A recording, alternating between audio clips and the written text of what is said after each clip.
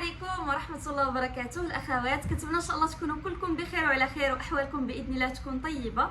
مرحبا بكم معايا في فيديو جديد من محلكم محل براود مسلمز، وكما العاده مع اختكم زهره الطناطني. حليتنا اهلا ووطئتنا سهلا، طبتنا وطاب ممشاكن وتبوأتنا من الجنه غرفا ومنازلا باذن الله عز وجل. طبيعه الحال هذه المقدمه توحشتوها بزاف، حيتاش بزاف ديال الاخوات كيصيفطوا لي في انستغرام نظرا هو اللي كنتفاعل فيه اكثر، كيقولوا لي زهره توحشنا هذه المقدمه، توحشنا هذا الكلام ديالك اللي كيعجبنا بزاف. وفعلا كيعجبني الحال ملي كتقولوا لي كيعجبكم الكلام ديالي. شكرا لكم بزاف، الله يكبر بكم دنيا واخره ولي الشرف.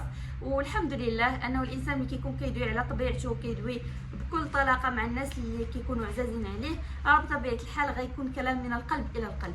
فمرحبا بكم، وكنتمنى ان شاء الله الفيديو اللي غنسجل لكم اليوم يكون عند حسن الظن ديالكم باذن الله. فاليوم درت لكم هذا الفيديو هذا، بغيت نشرح لكم بعض المسائل نظرا بزاف ديال الاخوات كانوا تفرجوا في واحد الفيديو اللي حطيته لكم ما شاء الله مده طويله هذه على مسك الطهاره، الباك اللي كان ديك الساعه ديال 10 قطع اولا كنظن 8 ديال القطع. فبزاف ديال الاخوات كيسولوني سؤال واحد، شنو هذا السؤال؟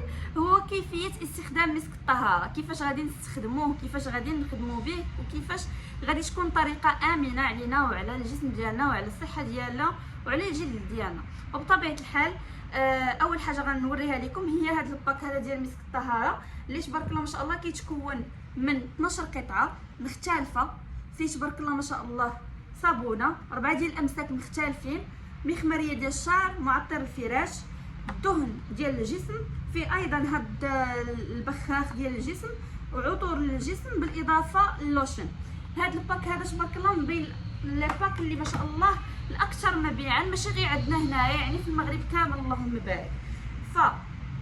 هاد الباك هذا بزاف منكم كيبغيوه وبزاف منكم ما كيعرفوش كيفاش يستخدموا هاد التوله هذه اللي عليها الضجه كامله ديال مسك الطهاره. هاد التوله هذه التوله اللي صغيره وما شاء الله ريحتها زوينه ومركزه، لكن بزاف ديال الاخوات كيسولوا واش الاستخدام داخلي واش الاستخدام خارجي. فبطبيعه الحال الاستخدام خارجي فقط، فما يمكنش لكم انكم تستخدموه بشكل مباشر للمناطق الحساسه نظرا انه مجهد، بالاضافه انه يستحسن انه جميع الاخوات، كنعتذر على الصوت ديال الماطر، يستحسن انه جميع الاخوات اللي يبغيو يستخدموا هذه التوله هذه، هايا شوفوا الحجم ديالها، ياخذوا غير قطيره على هذا الشكل هذا. بسم الله، هانتوما شوفوا تبارك الله المسك كيفاش كيكون عاقد، شوفوا عاقد بزاف الله يبارك، قرب لكم اكثر، كيكون عاقد. فهاد التوله هذه كتستخدم على اساس واحد، حفاظا على السلام ديالكم. اول حاجه تستخدم يا بعد الحيض يا بعد النفاس، ونظرا هذه المساله كنقولها لكم فهي ليست عن فراغ، نظرا ان امهات المؤمنين رضي الله عنهن وارضاهن كنا يستخدمن هذا المسك بعد الحيض او بعد النفاس. لا ادري صراحه واش كان هكا على شكل سائل او غالبا كانوا كيستخدموه خام، يعني كانوا كيستخدموه حجر وكيستخدموه بعد الحيض او بعد النفاس.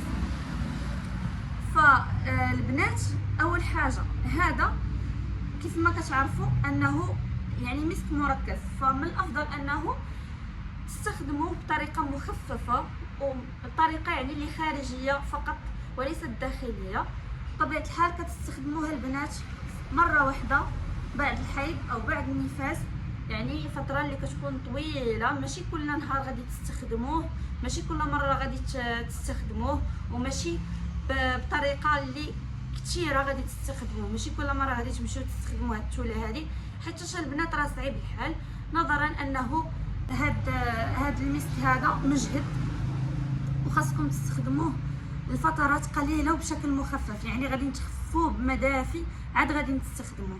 وبطبيعه الحال تقدروا تستخدموه هنايا لجناب ديال الودينات ديالكم، على الملابس ديالكم، على الوصفات ديالكم، ماشي مشكل، لكن يكفي انكم ما تكتروش، لانه الشيء اذا ازداد عن حده انقلب الى ضد. فكنا حذرات لهذه المساله هذه. بطبيعه الحال كتقدروا تستخدموهم في الوصفات ديالكم على الاجسام ديالكم بشكل امن، ماشي مشكل. المهم هذا هو الباك اللي كيجي رائع، التحذير ديالي البنات كنفقط على هذه التله هذه اللي من الافضل انكم تستخدموها بشكل مخفف نظرا لانها مركزه وريحتها غزاله. واقول قولي هذا واستغفر الله لي ولكم.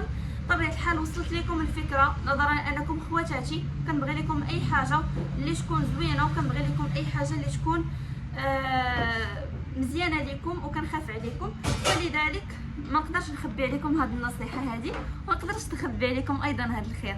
مرحبا بكم والف مرحبا، وكنتمنى انه ان شاء الله الفيديو تكونوا استفدتوا منه، واستودعكم الله الذي لا تضيع ودائعه، دمتم في حفظ الرحمن ورعايته.